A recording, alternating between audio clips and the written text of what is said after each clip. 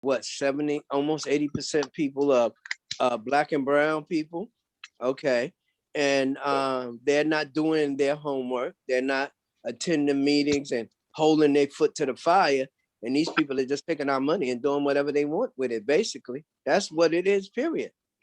You see, if we had more, if people had more say about those that are you taking our money and using it for political favors or whatever, and we had a more of a say of who's, you know, where our money and who should get our money, I'm sure it would be much more different than that. You know, we need to start giving money to people that are doing something for transit workers, are doing something and addressing issues about safety and about conditions on the job. That's point blank. We're giving monies to people that, if you look over their records and of their voting history since they've been in office, they have nothing to, they had to say nothing to address it, none of the issues, or also nothing in transit. Brother Murray, I have a question for you. Yes, sir. Okay. You pointed out earlier this week that employee availability is something that the union is capitalizing on, not Very the members. True. Not Very the members. true. Can you explain, please? And then I'll give you some information about it as well. Well, here's the situation. I got a call from somebody, I can't mention his name, but I got a call from somebody, and they said primarily the union wants us to come to work in these horrible conditions because they get paid. Now, I'm not meaning the stations department, I mean the higher up and all these other individuals, they get paid. So what I did was I looked into it, and once I looked into it, I said, yes, I'm going to put this out here that the more we come to work, the more money goes into their pocket. Now, what I need you to do, sir, is to go into a little deeper of what you found out pertaining to this, because the article that you put up was really, really good, and I began studying it too. So the floor is yours, sir. Good. Well, okay. I did a little research on it, and if we work an extra day, okay, it's $479 per day per employee. There's 42,000 union members. That comes out to about approximately $17 million, which is split down the middle between the union and the MTA. And the union gets, like I said, they get 50% of it. MTA gets 50%. The members get 0. So, wow. Okay, so we go to work every single day. We get our paycheck, but they get more than our. Go ahead. Let me just also point out that they were telling us to go to work during the height of the pandemic. Now, yes.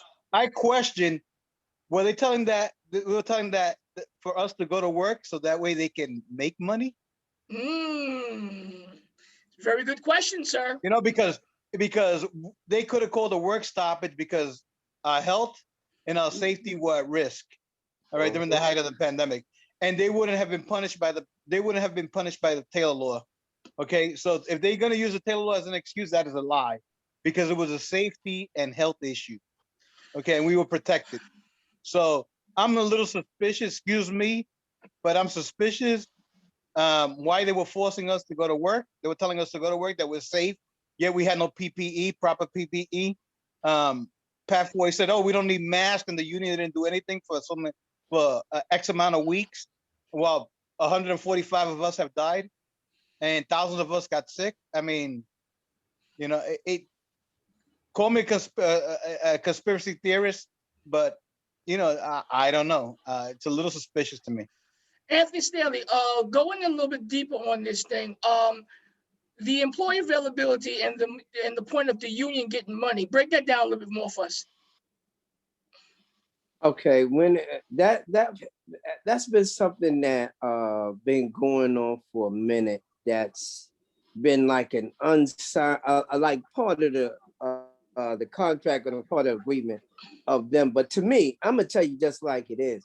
It's almost like bullying and intimidating people. These are the tactics that they use to try to get you to come in. Threats with write-ups and all of that. And plus with management knowledge that there's not proper representation when it comes to these write-ups. So 9 times out of 10, they're gonna get their way on there.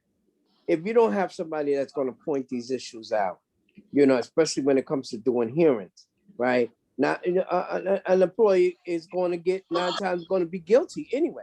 So this is a combination of tactics that they use with this employee availability that I have a problem with, because it's not like a sincere act of trying to get the workers to come to work. It's more like a bullying type of tactic, an intimidating tactic to get people to come to work.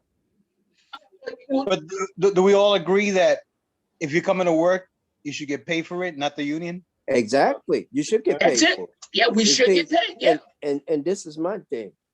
And I'm gonna say this. I know it ain't go as and if it's not popular with certain people, I care less, because bottom line is I think that anybody that get out of their bed and no matter what and come in on this job, that they should get paid. But my thing is this: management's still having an issue with cleaners getting paid for snow duty. I know there's still cleaners out there that haven't gotten paid.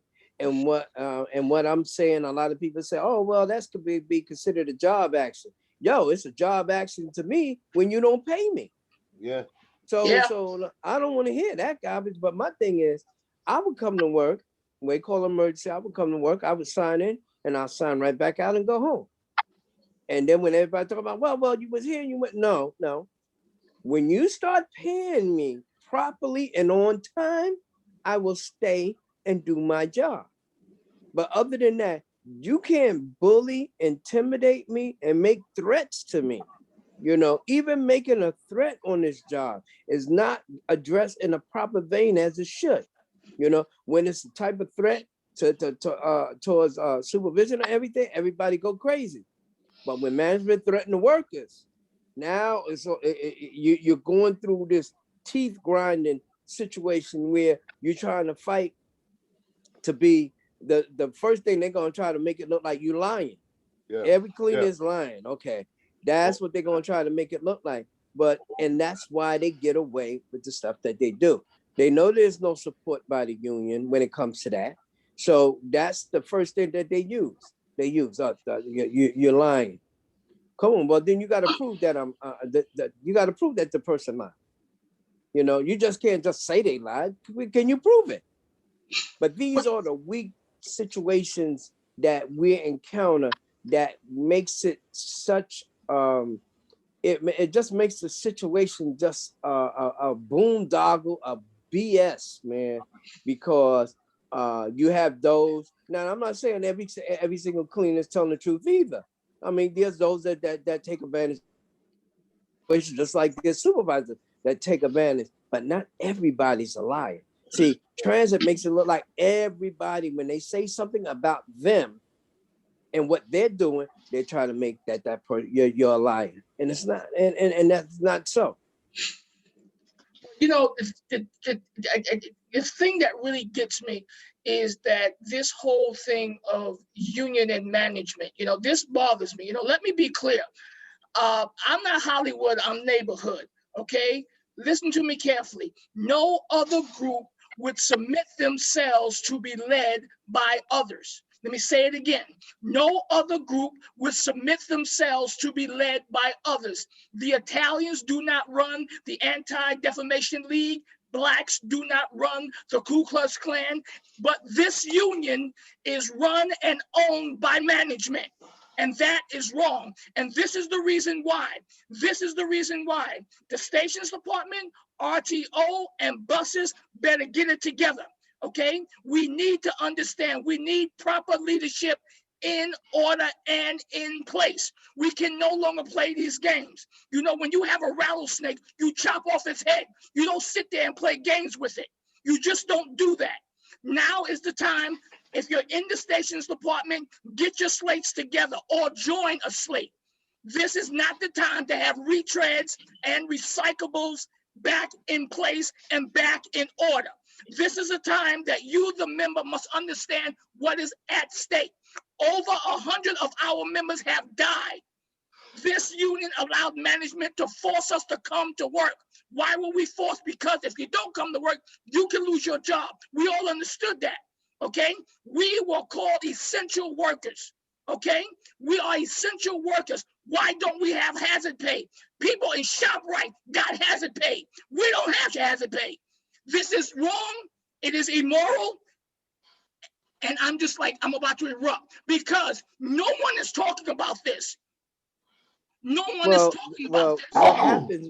What happens with that is they're allowed to call us essential workers when they need us to come in, but we're not essential workers when it comes time to pay us. See, that's the problem. You see, they try to use the technical term, oh, y'all essential workers. Yeah, we already know we are. You don't have to tell us. We know we are.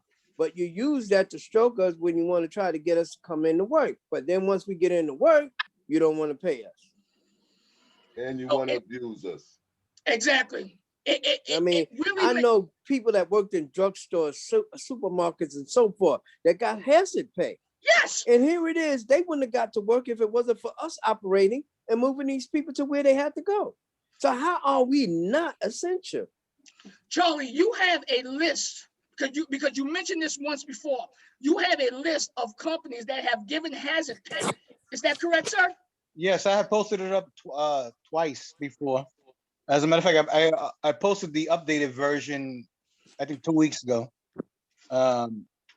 And you know, there was stores like you mentioned, ShopRite, Amazon, Kroger's. There was somebody mentioned to me. I think I don't want to mention his name because I don't like him. But anyway, he mentioned, oh, but those are small hazard pay payments, and who cares how small? What did we get? Zero. We didn't even get a day off. You know, so and where's the appreciation? The appreciation is that now they want to implement a wage freeze. I mean, how much? It's like we're like the punch drunk boxer who gets into the ring and just is there to get punched around. You know, yeah, taking it and without giving it. You know what I'm saying? Yeah, so it's got to stop. It's got to stop. And let me just point that I am pro-union, but I am not pro this union's leadership. Okay, this leadership has let us down, and they're gonna keep leading us down the wrong road. They have to go. Brother Ward, before you leave, message to the stations department. Talk to your brothers and sisters. Come back to me, man, because you done got me riled up with your speech. I'm sorry about Come back that. to me. I ain't ready to leave yet. Okay, but you see what it is this. Unionism is about building each other up and embracing our diversity. In our union, we have white and non-white. This is the source of our strength. Yes, we disagree. Yes, we have strong opinions, but we, the union, means all of us because we're in the same boat. Okay, we're in the same boat. This is not a time for us to be divided. Okay, our department, stations department, is over 74% non-white. Okay, that's important. Why? Because that means we have a voice. That means blacks, browns, Latinos, we have a voice. But why do we continually put in retreads and recyclables? Why do we keep doing that? Someone told me, look, hey, look, they have the experience. Let me explain something to you. Everyone in the stations department, I believe, can read. They can comprehend, okay? We can take the leadership role if we choose to be. We don't have to keep going back to the same people who have gotten us into this mess. We have been doing this for 3 years, and now is the time. Now is the time to stand up and take the lead. Brother Ward. Man, listen. I'm speaking to the entire station department. If y'all don't think that the administration that's in the union now needs to be removed, I'm talking about every single one of them needs to be removed. seriously have to look in the mirror and ask yourself, what are you doing down here? Bottom line. Because it's time for a change. Yep. It's time for somebody to sit up in that office that's going to open their mouth for us, the members. Somebody that's going to tell transit management, no, this is not what we're going to do. Somebody that's going to bring the information back to the members before they make a real vital decision that's going to affect each and every one of us down here. You understand what I'm saying? We are the members. They work for us, and they're not doing nothing for us. They're not doing nothing for us. And if transit sat there and had the money in the booths and had a clerk coming in and didn't make a single dime for his whole or her whole 8-hour tour, guess what transit is going to do? They're going to fire your ass because you're not helping them. Yep. We got to wake up. That administration has to go. Yep. That's it. Yep. And it's not just the station administration. We're talking from the top 4 coming Each straight and on every down. one of them in the union now have to go. Yep. Yep. You know, people know I talk about this, but I'm talking about a revolution, and it's got to begin. We can no longer, you know, it's like taxation without representation. They're taking our monies and not doing their jobs. And the job that they're doing is half, okay? It's half. There's nowhere in the world you're going to sit Arthur Schwartz up there to represent us with the way that he did, okay? Okay? The lunch relief should have spoke on their behalf. It is their positions at stake, okay? It is their positions at stake. We need a radical change in our department. That's the bottom line, okay? Win or lose, a change is going to happen. People are tired and fed up. This pandemic has opened the door, and now we see the Achilles heel. We see that the emperor is naked. Let me ask you a question, man. Yes, sir. How many times are we going to have to go to the pick room and don't change our jobs? I mean, what is the purpose? Why do we allow them to keep violating our pick rights? Nobody's speaking on that neither. That's right. And I used to say people are afraid, but it's not fear. It's not fear. It's something more than that. Everybody's trying to get up. They're trying to get up. They want to move to the next level. So they don't want to rock the boat. They don't want to rock the boat. Well, we are boat rockers. This is what we do. It's time to sink the ship. That's They're it. rocking the boat. It's time to sink the ship. It's time. I like that one. It's time. Final words to the stations department. Charlie Munez, go. Well, I mean, like you mentioned, this union is being ran by rejects, retreads, and recyclables. We can't keep going down this route because our raises are getting smaller. Healthcare is going higher. Healthcare costs are going higher. Our work is being outsourced. There's no backbone in this union. Let me ask you a question. You mentioned the word outsource. Wasn't a farming out meeting before they do that? There should have been, but there wasn't. There wasn't. As a matter of fact, another thing that's going on is that there's these security guards who aren't doing anything. I mean, if the city could afford these security guards to wear MTA vests and not do anything, I mean, that's another way to make some money so that way they can pay us increases. So there's money for contractors, there's money for phony security guards, there's money for everything else, but there's no money for us. I mean, come on, really? And what is the union doing? Nothing. They're just silent.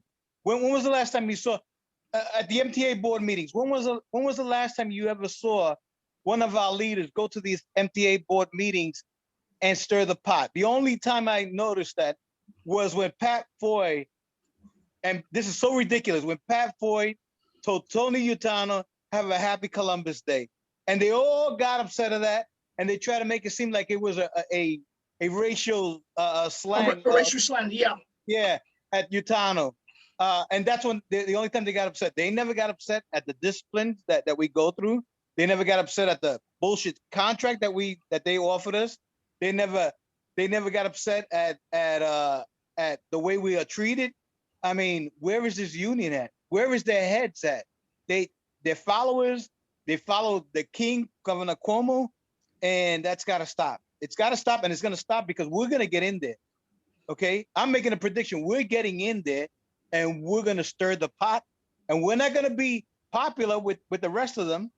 But you know what? We're going to respond to the workers' needs, and that's what they're afraid of. They're afraid of 5 individuals right here, right now, and there's more on the way. Oh yeah, they have no idea. Like I said before, they have no idea what's about to happen. So they can just sit back and speculate, but they have no idea. No idea. Brother Blocker, I'm sorry, Brother Muniz, were you done? I'm done, yes, sir. Brother Blocker, message to the stations department. Your brothers and sisters are listening. Y'all basically said it all. All I could tell y'all is we are coming. You need a new administration. The old administration is not doing nothing. I'm still sitting back waiting for the class action suit that which are talked about snow duty, and we never got I don't hear no more about it. And you're not, sir. And I'm glad you mentioned that. But that's the thing. He could put stuff out there, and then it just like it's supposed to just disappear, like nobody remembers this stuff. Munez, what you say? Blocker just okay. He mentioned something. Let's also what happened with the penalty that was supposed to be implemented towards the management for not giving us a second pick. I mean, was there any penalty pressed on them or any monetary, or we don't know anything about this so-called penalty that was supposed to be implemented on management? What happened to that? We only had 1 pick last year. Wow. Yeah. Brother Ward, we're about to close this thing out. Is there anything you want to say to our brothers and sisters? Wake up. Wake up before it's too late. Look at this slate right here. Know that you have 7 strong individuals that's willing to go to bat for the members. War. We are ready. That's all I'm gonna say. Brother Staley, no. Let me do mine. I want you to end this out. I got myself so upset here.